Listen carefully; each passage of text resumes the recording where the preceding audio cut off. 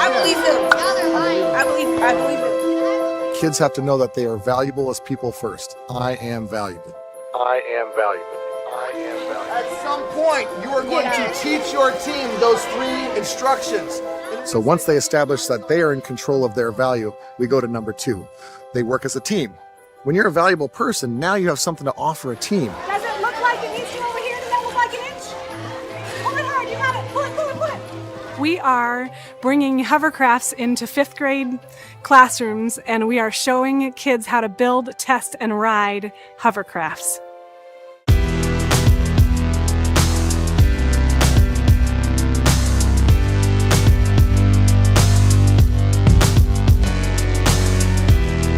This morning you solved a lot of problems to get this thing built. I didn't build it. I didn't solve the problems. Who solved the problems?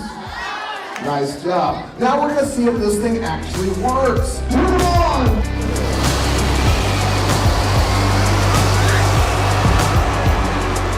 The air from under made it, the chicken come out. Makes it lift because all the pressure from it. For question 4, we need to observe the balance. I want to know, is it in balance, out of balance, and why?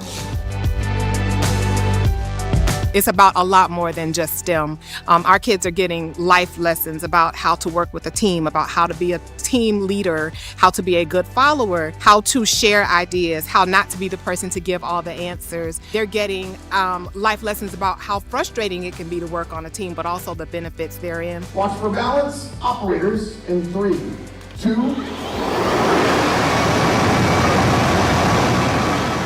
But yeah, when I had to straighten it up, it balanced. So you never know. Yeah, but it was kind of shaky and it would get off balance. The very first thing actually has nothing to do with hovercrafts. We really want them to understand their value as people.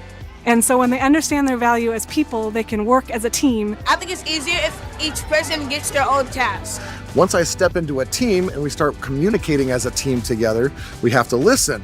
I colored it while the team helped put it up. When we listen to each other, then we can form the best way forward. And Xavier attached it. And then have a chance of success. That's kind of the 4 steps that we go through.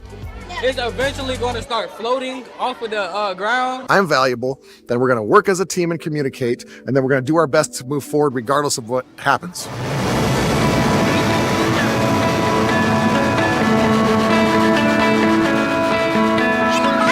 It was the bag underneath was vibrating. My husband used to be a 5th and 6th grade math and science teacher, and he realized that kids work best in project-based environments. Do you understand the safety instructions? Yes. Do you understand? And he couldn't really do that inside the context of a normal classroom, and so he started just experimenting with what it would be like to teach kids how to do something focused on one job, but incorporating all the different parts alongside of it in the process.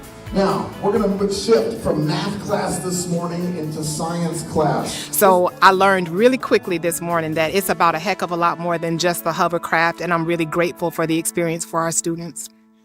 Come away with me, come, let's go away to be on a new adventure for 2.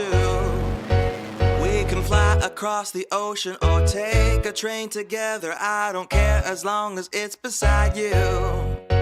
Take a road trip in a car, we'll get lost and go too far. While on the beaches we will watch the sunrise. And if we've done there's all to do, I'll just sit and stare into your loving face, graced with those beautiful eyes. I have fallen madly in love. You're the only one I think the world of, and I will stay true.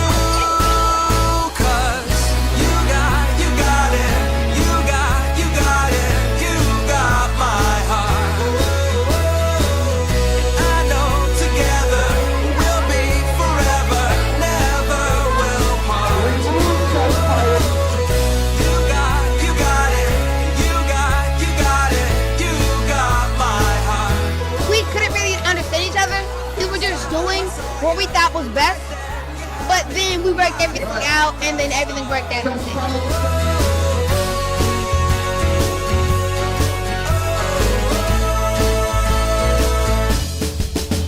I know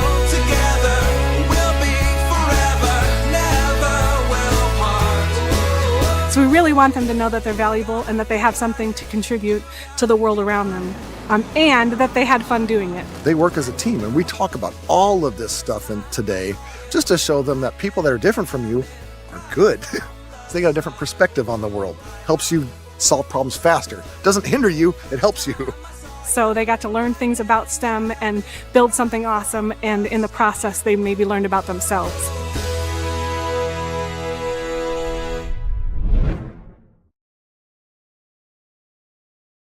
I saw a video of this project. I don't remember where. It had to be on social media somewhere. And I said, man, what an exciting event. What a cool project. I want my kids to be able to do this at school.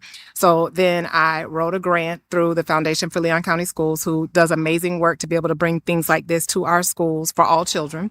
And we got awarded the grant. The whole hovercraft thing is literally a way to get kids excited about those 4 things that they can take the rest of their lives. They might not ever touch a hovercraft or build a hovercraft for the rest of their life, but they're going to remember, man, I'm valuable. And man, it was hard to work as a team. And man, it's hard to talk to a team people that are different than I am, but we succeeded. And we built this thing that we flew across the gym with 0 adult help and 0 books and 0 grades, nothing. They can quit anytime they want to. Not a single kid has come to me and said they quit. They're building this aircraft that they're flying on their own, and it just ignites them. So whether they use it again the rest of their life, in terms of a hovercraft, doesn't matter. It's, do you get the soft skills that you can take into your adulthood and then be successful as an adult? You know, I'm trying to build in those soft skills as a kid now so they can carry it on as an adult. That's my main goal. Well, we have the privilege of being able to travel all over the country. We serve about 120 schools a year, and we homeschool our kids while we do it. The 5th grade kid in me got my value from other kids. And kids are mean. We all know this because we all been in 5th grade before. So when a kid makes fun of you, you feel bad. Why? Because you get your value from that kid. I'm trying to teach them to fight that. I'm trying to teach them to say, that other person might call you stupid or ugly or fat or a moron or whatever. They can call me whatever you want to. I'm a valuable person. But by the way, bullies, you're valuable too. If you ever want to disarm a bully, just tell a bully that they're valuable. You're showing your own confidence, and then you're imbuing into them value as well to help them recognize it. Maybe they'll stop bullying people. So I've been able to kind of stand on the side and be a coach to some of the team leaders as well, because there have been some frustrations. And we were warned this morning from the Hovercraft team that there will be some tears. And you hear that and you're thinking, oh my goodness. But this has been the best experience for our kids. They have persevered through all of their frustration. And what's going to happen towards the end of the day when they build those crafts and they're going to be able to ride it, they're going to be so proud of themselves and the work that they did together to achieve their common goal. Rich or poor, everybody struggles with the same exact issues that we go through in there. So you can take any class of people, rich or poor or black or white or brown, or you take single parent households, whatever. I don't care what it is.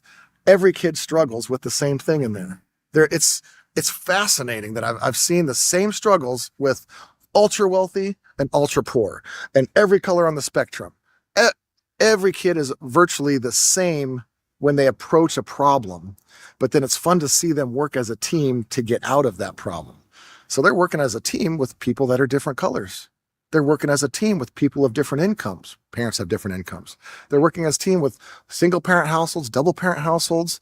They work as a team. And we talk about all of this stuff today just to show them that people that are different from you are good because they got a different perspective on the world. Helps you solve problems faster. Doesn't hinder you, it helps you. Early on, probably high school, college, I realized I was good at communicating with kids. And I don't know what it is, but I have a passion for watching them learn. I like being a part of people's learning. And so if I can be one little cog, one little gear in their life that said, hey, Mr. Clean helped me learn this. And they moved on to Denver and said, okay, Denver helped me learn this. And then they move on. If I'm one little cog, I'm satisfied. I can die a happy person. I don't have to be the end all be all teacher. I never will be. But if I can be one little cog, I just love watching kids learn. It's a gift mix, a talent I've been given, and I just want to use it for them.